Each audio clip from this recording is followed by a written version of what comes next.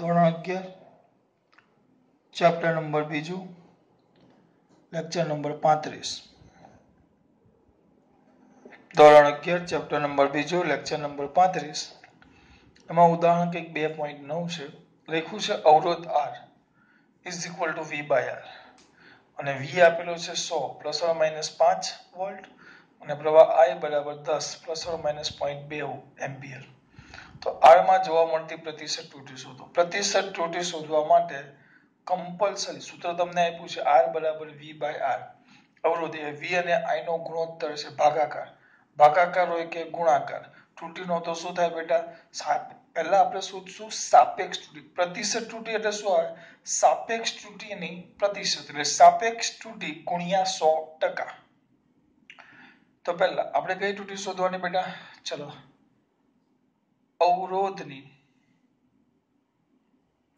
અવરોધમાં કઈ ત્રુટી શોધવાની સાપેક્ષ ત્રુટી શોધવાની ધ્યાન રાખજો સૂત્ર શું છે આપણું R બરાબર V બાય I બરાબર તો R એટલે ડાયરેક્ટ જ યાદ રાખવાનું ડેલ્ટા R બાય R અને આ બે ભાગાકારમાં છે એટલે શું આવે delta V by V plus delta I by I delta I by I sir આની એક ઘાત છે આ છેદમાં હોય કે ગુણાકારમાં હોય સાપેક્ષ ત્રુટીનો તો સરવાળો જ થાય છેલ્લે મેં થિયરી ચલાવેલી આ તો ચલો ડેલ્ટા V બાય V યાદ રાખવાનું નિરપેક્ષ ત્રુટી આવે તો સરવાળા બાદબાકીમાં નિરપેક્ષ ત્રુટીનો તો સરવાળો જ થાય ગુણાકાર ભાગાકારમાં સાપેક્ષ ત્રુટીનો તો સરવાળો જ થાય ગુણાકાર હોય કે ભાગાકાર હોય સાપેક્ષ ત્રુટીનો તો સરવાળો જ થાય એટલે જો પહેલા અવરોધમાં હું સાપેક્ષ ત્રુટી શોધું છું તો R બરાબર V બાય R તો શું આવશે delta V by V I delta I by I સાપેક્ષ ત્રુટીનો તો સરવાળો જ થાય જો ઘાત હોય તો ઘાત આપણે ગુણાકારમાં લખી નાખતા ડેલ્ટા V એટલે અહીંયા આવી જવાનું આ પાછળનો ભાગ કોઈ પણ રાશિ લખો અહીંયા કોઈ પણ રાશિ લખો તો આ A પ્લસ ડેલ્ટા A થાય જો A નું માપ હોય તો આ A હોય ને આ ડેલ્ટા હોય તો આ V હોય ને આ ડેલ્ટા V હોય તો ડેલ્ટા V કેટલો 5 V કેટલો છેદમાં 100 પ્લસ ડેલ્ટા I કેટલો 0.2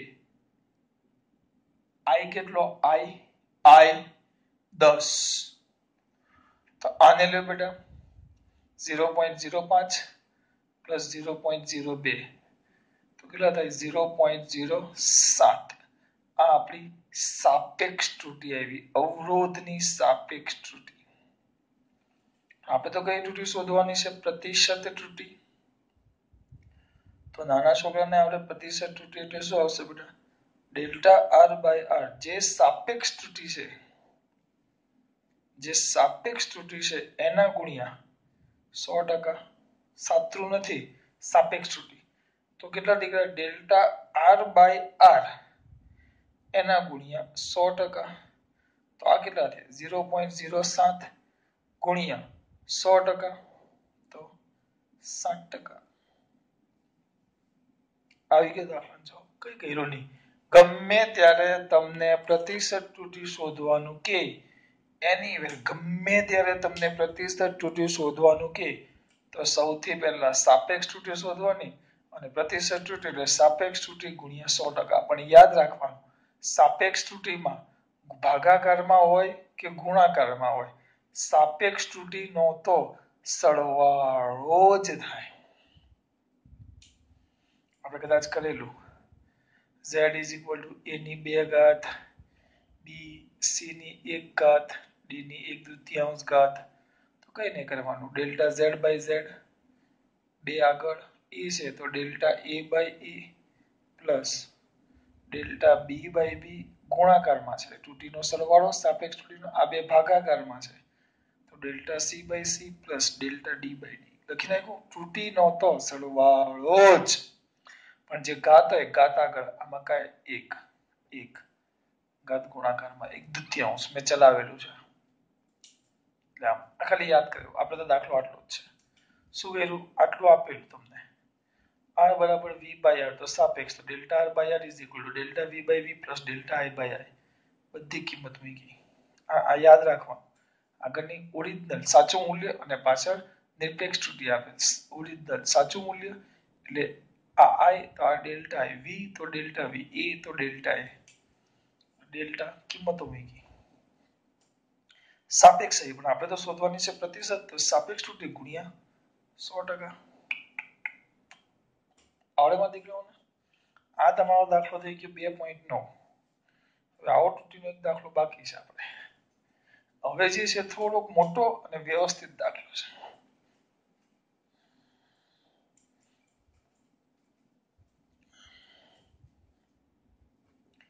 હવે ત્રુટીનો દાખલો છે 2.12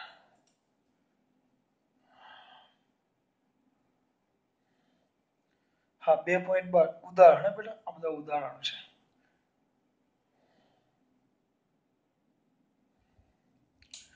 ઉદાહરણ 2.12 સાદા લોલકના આવર્તકાળનું સૂત્ર જે આપણે છેલ્લે ઉદાહરણમાં સાબિત કરેલું સાદા લોલકના આવર્તકાળનું સૂત્ર મને આવડે છે t બરાબર 2 pi √L/g હોય તો જો આપેલું છે અહીંયા બધી કિંમતો L/g હોય તો g માં પ્રતિશત ત્રુટી શોધવાની છે હવે કયું આપ્યું છે 1 mm ની ચોકસાઈ સાથે માપેલ લંબાઈ 20 સેમી છે એટલે ધ્યાન રાખવાનું 1 mm ની ચોકસાઈ એટલે લંબાઈમાં ચોકસાઈ આપી છે એટલે ડેલ્ટા L કહેશું એ 1 mm આપેલું છે 1 mm બરાબર તો લંબાઈ છે 20 સેમી 1 mm એટલે 0.1 1 mm એટલે 0.1 સેમી થાય કારણ કે 1 સેમી બરાબર 10 mm થાય એટલે આને ભાગ્યા 10 કરો તો સેમી માં ફેરવાય 0.1 સેમી ત્યારે એની લંબાઈ L આપેલી છે L ત્યારે લંબાઈ કેટલી આપેલી છે 20 સેમી બરાબર 1 સેકન્ડના વિભેદનવાળી કાંટા ઘડિયાળથી 1 સેકન્ડનું વિભેદન એટલે બધા એ કેવા છે આપણી બધી નિરપેક્ષ ત્રુટીઓ કેવા છે સમય કેટલો આપ્યો સમય નાનો ડેલ્ટા ટી બરાબર 1 સેકન્ડ થી 100 દોલન માટે લાગેલો સમય 90 સેકન્ડ છે તો g માં જોવા મળતી g ની મૂલ્યમાં કેટલી ચોકસાઈથી નક્કી કરી શકાય ટૂંકમાં કેટલા ચોકસાઈથી નક્કી કરી શકાય એટલે એની તમારે પ્રતિશત ત્રુટી શોધવાની છે તો અહીંયા ધ્યાન આપો પહેલા અહીંયા ધ્યાન આપો આ સમીકરણ તમારો નંબર 1 બંને બાજુ આપણે g માં શોધવાનું છે તો બંને બાજુ વર્ગ કરતા શું થાય બોલો બેટા કારણ કે મારે g ને વર્ગમૂળમાંથી બહાર કાઢવું પડે વર્ગમૂળ હોય તો પહેલા બહાર કાઢવા માટે વર્ગ કરી દેવાનો એટલે t² = 4 pi² અને આવશે L/g g ને સૂત્રમાં કરતા બનાવો તો g = 4 pi² L/t². હવે આપણું સમીકરણ નંબર 2 પણ આપણે તો પહેલા સાપેક્ષ ત્રુટી શોધી છેલ્લે પ્રતિશત શોધશું તો સાપેક્ષ ત્રુટી માટે શું થશે બેટા ડેલ્ટા g/g એ તો આપણે ભણી ગયા = 4 pi² એમાં કોઈ ત્રુટી ન આવે આ તો અચળાંક છે એટલે એને કાઢી નાખો આમાં ત્રુટી ન આવે એ અચળાંક છે એટલે અચળાંકમાં બહુ વધારે નહીં વિચારવાનું અચળાંક છે એટલે આ પદ બદલાય નહીં એટલે એને ભૂલી જવાનું ત્રુટીમાં ન આવે અને કોઈ ત્રુટી જ ન હોય ત્રુટી L લંબાઈ અને સમયમાં હોય એટલે ત્રુટીમાં કોણ આવશે ડેલ્ટા L/L નીચે t છે તો ડેલ્ટા t/t આનો તો સરવાળો જ થાય પણ જે ઘાત છે ઘાત કેવું આ કેમ કાઢી નાખી અચળ કિંમત છે 4 pi² આ બદલાય જ નહીં એટલે એને કાઢી નાખ્યું ત્રુટીમાં ન આવે એની કોઈ ત્રુટી જ ન હોય આ આવી ગઈ તમારી કઈ ત્રુટી બેટા સાપેક્ષ ત્રુટી હવે એમ કીધું છે લંબાઈમાં એનું કેટલું છે 1 mm ની ચોકસાઈ એટલે તમારી નિરપેક્ષ ત્રુટી આટલું ચોકસાઈ એ તમારે ડેલ્ટા 1 mm કેટલી લંબાઈમાં આપી 20 સેમી આવ્યું જે ઘડિયાળ છે ઘડિયાળનું છેલ્લામાં છેલ્લું નાનામાં નાનું વિભેદન ક્ષમતા કેટલી છે 1 સેકન્ડ એટલે લંબાસા એ 1 સેકન્ડ છે ઓછામાં ઓછું 1 સેકન્ડ માપી શકે તો શું કીધું છે 100 દોલન માટે કેટલા દોલન માટે 100 દોલન માટે તો દોલનની સંખ્યા આપી છે ધ્યાન આપજો કોની સંખ્યા દોલનની દોલનની સંખ્યા n બરાબર 100 દોલન માટે દોલનની સંખ્યા n બરાબર કેટલા બેટા 100 દોલન માટે લાગતો સમય એ કઈ આપ્યો છે 90 સેકન્ડ એ 90 સેકન્ડ આપેલું છે 90 સેકન્ડ 100 દોલન માટે કેટલો સેકન્ડ આપેલો છે બેટા 90 સેકન્ડ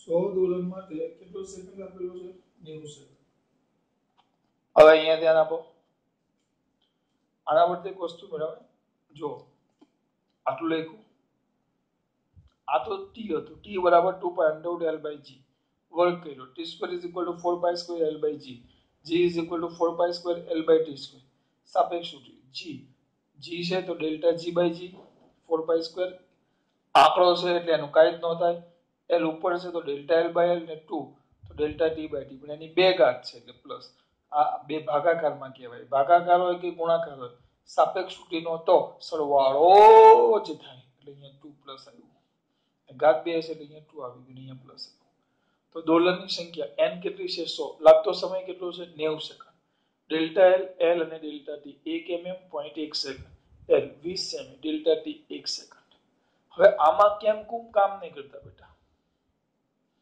આ અંદર આપેલું લખ્યું છે હજી મેં કઈ નવું કર્યું નથી આ બધું અંદર આપેલું મેં લખ્યું છે હવે અહીંયા જુઓ તમારી કિંમત જો ΔL/L એ તમને મળી જશે ΔL/L 2 ના 2 હવે તમારે અહીંયા જોઈએ છે આવર્તકાળ જો ΔT/t જોઈએ બરાબર આ જોઈએ તમારે ΔT/t અહીંયા જોશે તમારે ΔT/t અને તમારી પાસે અહીંયા સમય છે સ્મોલ ΔT અને 1 સેકન્ડ છે જો હવે 1 સેકન્ડ છે ને 100 દોલન માટે લાગતો સમય આપ્યો છે લાગતો સમય દોલનની સંખ્યા 100 અને તે માટે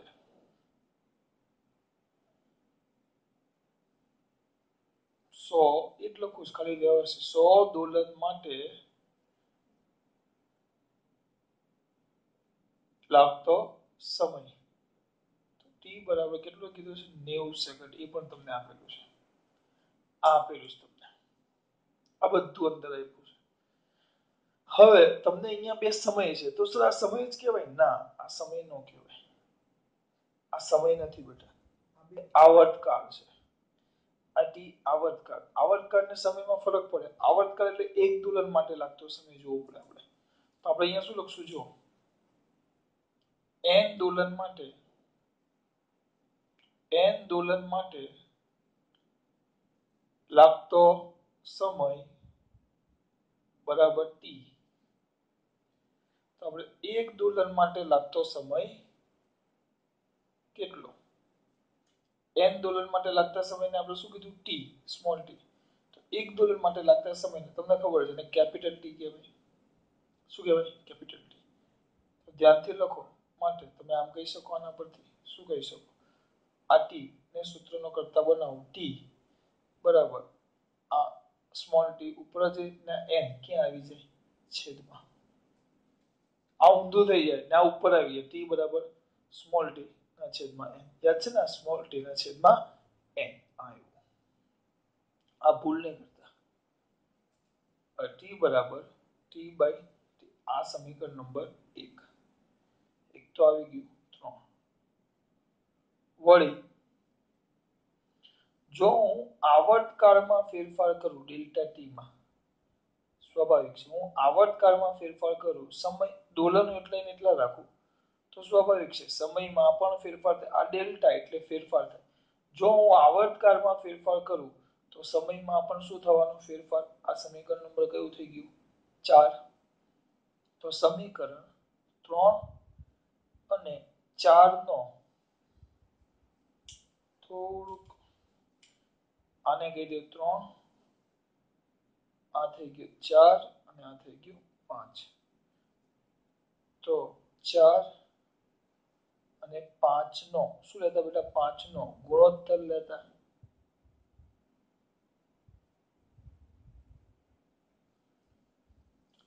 4 અને 5 નો શું લેતા બેટા ગુણોત્તર તો ગુણોત્તર લ્યો તો શું આપણે ગુણોત્તર લ્યો ચલો મારો દીકરો દેખાય છે અહીંયા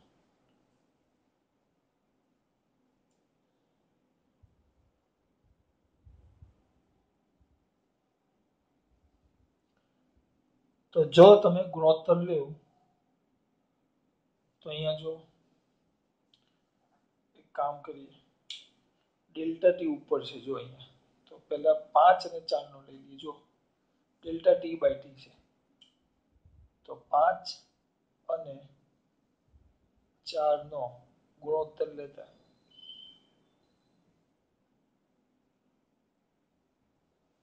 તો શું થાય ગયું તો delta T by T delta T ના છેદમાં T is equal N N તો બે ના ઉડી જશે ઉપર નીચે આના છેદમાં એટલે બંનેના છેદમાં એનો હોતી ઉડી જવાના આ આવશે small delta T by T આ થઈ ગયું તમારું સમીકરણ નંબર 6 ચોપડીમાં કોઈ આની સાબિતી આપી નથી એટલે આટલો આખો ભાગ તમારો વધારાનો છે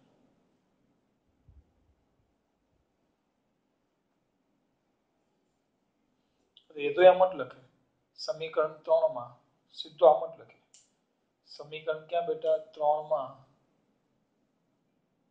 delta T by T capital is equal to small delta T by T લેતા આટલું લખી નાખ્યું બસ પૂરું પણ કેમ લેવાનું એ મેં તમને સમજાવ્યું છું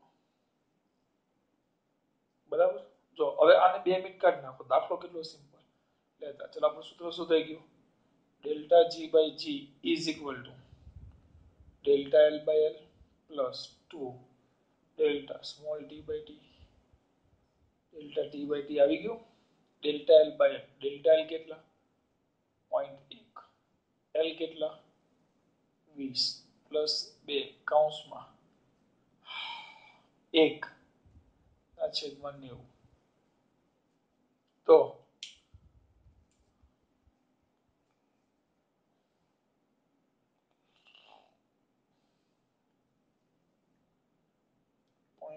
એક ભાગ્યા 20 એક મિનિટ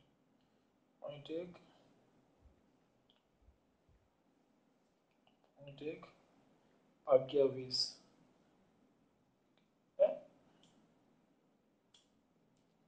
જોઈ લો 1 ભાગ્યા 20 આનું આવે છે 0.005 પ્લસ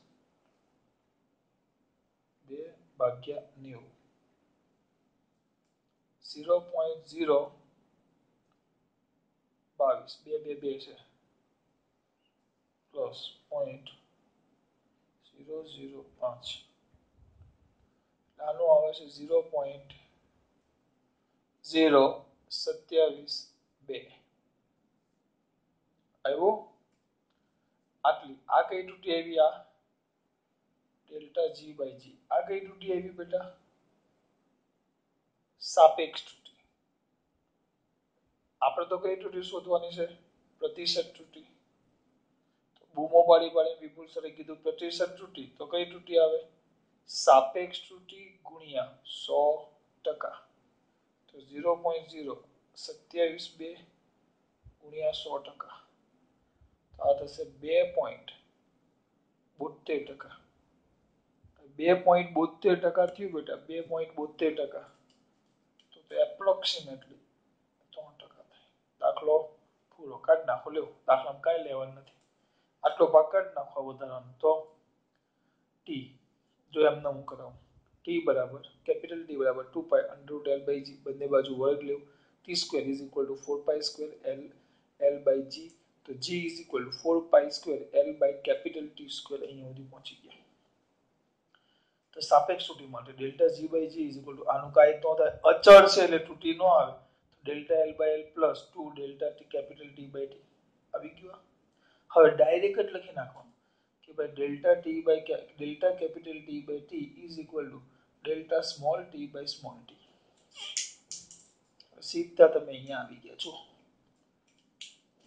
તમારું આ સમીકરણ આવી ગયું સીધું પછી આ બધી કિંમતો લખી નાખો વાત પૂરી ડેલ્ટા એલ જે લંબાસા આપ્યું છે 1 mm, લંબાઈ આપી છે 20, ઘડિયાળ આપી છે 1 સેકન્ડનો વિભેદન શક્તિ એટલે આપણા માટે ડેલ્ટા ટી થાય અને સમય આપ્યો છે 90 સેકન્ડ.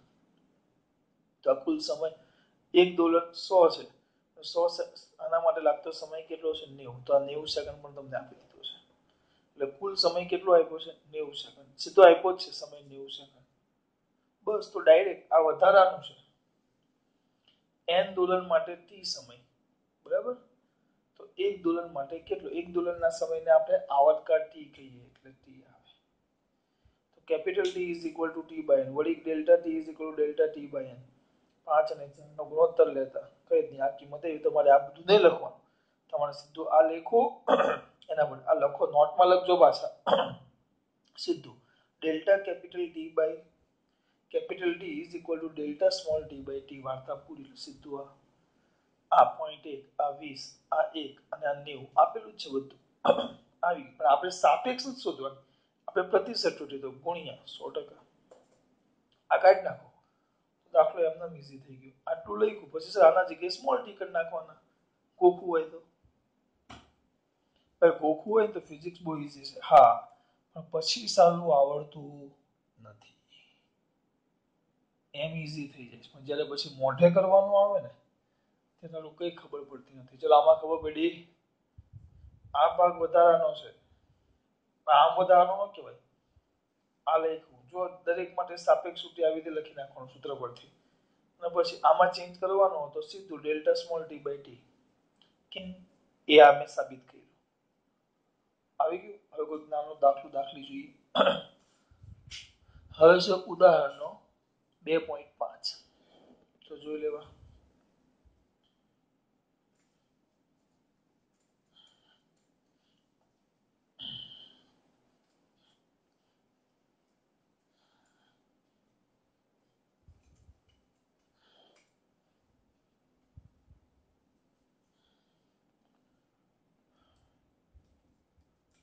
ઉદાહરણ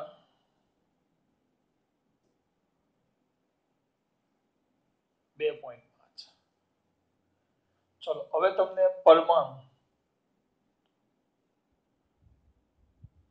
પરમાણુનું પરિમાણ તમને ખબર છે કેટલું આવે, બોલો સર. 10⁻15, સોરી 10⁻10 મીટર આવે પરમાણુ. અને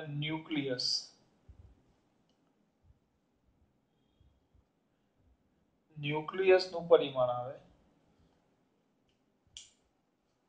તરતમાં બોલો કે સર ન્યુક્લિયસનું પરિણામ 10⁻15 મીટર થી 10⁻10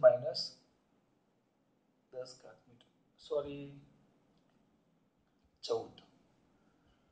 ન્યુક્લિયસનું પરિમાણ 15 થી 14 ની વચ્ચે આવે. આપણે 15 લઈ લઈએ, અને 2 14 છે પણ હમણાં રહેવા દો.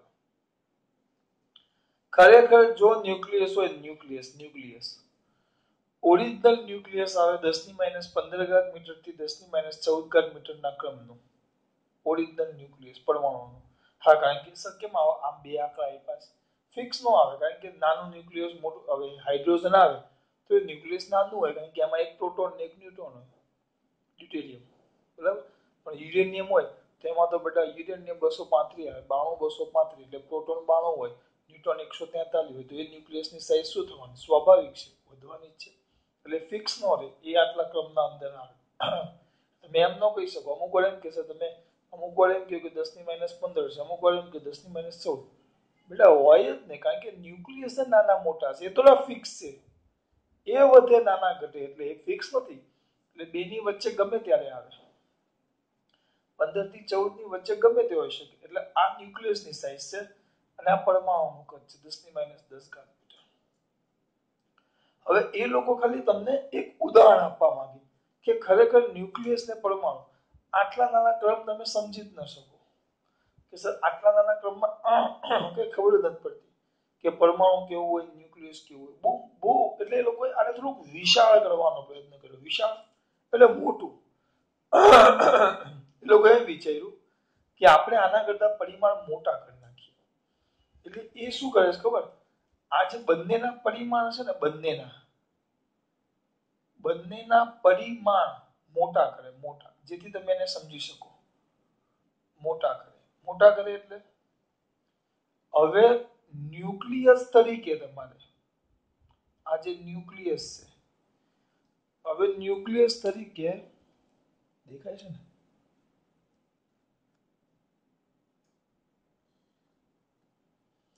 ઓરિજિનલ પરમાણુનું પરિમાણ આવે 10⁻10 મીટર. પરમાણુ મોટો આવે એટલે ઘાત માઇનસ ઘાત નાની આવે. ન્યુક્લિયસનું પરિમાણ આવે 10⁻15 થી 10⁻14. હવે એ લોકો આને વ્યવહારિક હેતુ માટે સમજવા માંગે કે વ્યવહારમાં હું તમે સમજી શકો એ રીતે પરમાણુ દોરવા માંગુ, તમે સમજી શકો એ રીતે હું પરમાણુ દોરવા માંગુ, તમારે શું કરવું પડે? તમે વ્યવહારમાં સમજી શકો એ રીતે પરમાણુ દોરવા માંગુ તો જે ન્યુક્લિયસ છે તમારી પાસે, ન્યુક્લિયસ, એને એ લોકો ટાંકણી હોય ને, ટાંકણી, તો ટાંકણી પિન શબ્દ વાપરો છે, તો પિનની ટાંકણી અથવા પિન વાપરો આપણે, પિન, એને પિનની અણી લીધી છે. ન્યુક્લિયસને કેવી રીતે ધાર લીધી છે? પિનની અણી સ્વરૂપે. અને એનું કદ આપ્યું છે, એનું કેટલું આપ્યું છે, એનું પરિમાણ આપ્યું છે એ લોકોએ 10⁻5 મીટર થી 10⁻4 મીટર. આ ખાલી સમજૂતી જ છે. 10⁻ કેટલી 5 મીટર થી 10⁻4 મીટર. આ જે ન્યુક્લિયસ છે એને પિનની અણી તરીકે લઈ લો, જે તમે જોઈ શકો છો. આને તમે જોઈ જ નથી શકતા. તો એના માટે તમારે ન્યુક્લિયસનું પરિમાણ કેટલું કરવું પડે? 10⁻5 થી -4, જે ખરેખર હતું કેટલું? -15 થી -14, જે મેં 10⁻5 થી 10⁻4 મીટર કર્યું. આ હતું 15 થી 14. તો આ 5 થી મેં ક્યાં કર્યું? -4. આ હતું 15 થી 14, જે મેં એને ક્યાં ચેન્જ કર્યો? -5 થી, જો સીધો. એટલે મેં ન્યુક્લિયસનું કદ, આના પર આ સમજવાનું છે, પરીક્ષામાં લખાય ને, પણ આ સમજો. એટલે કે મેં ન્યુક્લિયસની જે સાઈઝ છે ને એ 10⁻10 ગણી વધારી. મેં ન્યુક્લિયસની સાઈઝ જે માઇનસ, એ લોકો એમ કે આ વાસ્તવિકતા છે, આ વાસ્તવિકતા છે. હવે એ લોકો એમ કે ન્યુક્લિયસને તમે પિનના પોઈન્ટ તરીકે લઈ લો. તો મેં ન્યુક્લિયસને પિનની અણી પોઈન્ટ તરીકે લેવું તો એ 10⁻5 મીટર થી 10⁻4 મીટરમાં આવે. એ અણી, એ પોઈન્ટ 5 મીટર થી 10⁻4 મીટરને થઈ જાય. એટલે મેં એક ન્યુક્લિયસ મોટું કર્યું ને, તો કેટલું થયું? 15 માંથી 5 લાવ્યો. 15 માંથી 5, એટલે મેં કેટલું મોટું કર્યું કહેવાય? 10⁻10 ગણું કર્યું કહેવાય. આમાં ગુણ્યા 10⁻10 ગણી કરો બેમાં, આના ગુણ્યા 10, જો આ રીતે 10⁻15 ગુણ્યા 10⁻10, તો 10⁻5 આવી ગયું. એટલે મેં 10⁻10 ગણું પરિમાણ વધાર્યું. ન્યુક્લિયસને પિન તરીકે લેવો હોય તો આટલું મારે આ સાઈઝ થાય. આમાંથી આને આ કરી એટલે મારે સાઈઝ 10⁻10 ગણી મેં વધારી. આ સાઈઝ મેં કેટલી વધારી? ન્યુક્લિયસની સાઈઝ કેટલી વધારી? 10⁻10 ગણી. તો એ જ રીતે પરમાણુની પણ સાઈઝ 10⁻10 કરવાની. એ જ રીતે 10⁻10 ગણું પરમાણુનું કદ કરો, 10⁻10 ગણું. ચલો પરમાણુનું પણ પરિમાણ કરો 10⁻10 ગણું. ચલો લખો ફટાફટ. તો કેટલું છે? 10⁻10 ગુણ્યા 10⁻10, તો એ કેટલું થઈ જાય? 1 મીટર. એટલે જો શરૂઆતમાં ન્યુક્લિયસ જે 10⁻15 થી 14 હતું માઇનસ, એને તમે વધારીને કેટલી 10⁻10 ગણી વધારીને આટલું કર્યું. અંદર આપ્યું છે કે આમાંથી આ કરો, એટલે મેં તમને કીધું કેટલું કર્યું? 10⁻10 ગણું કર્યું આપણે. તો હવે તો પરમાણુ પણ એટલું જ વધારવું પડે, 10⁻10 ગણું. તો એને 10⁻10 ગણું કરો, 10⁻−10 ગુણ્યા 10⁻10, તો એ કેટલું થઈ ગયું બેટા? 1 મીટર થઈ ગયું.